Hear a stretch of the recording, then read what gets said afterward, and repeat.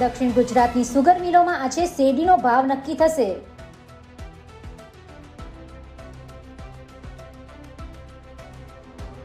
ખેડૂતોમાં ભારે આતુરતા, સારા ભાવની અપેક્ષા.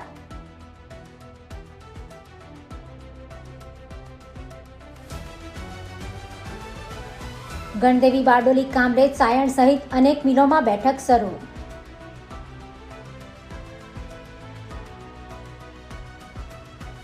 ગયા વર્ષની સરખામણીમાં વધુ ભાવની ખેડૂતોને આશા.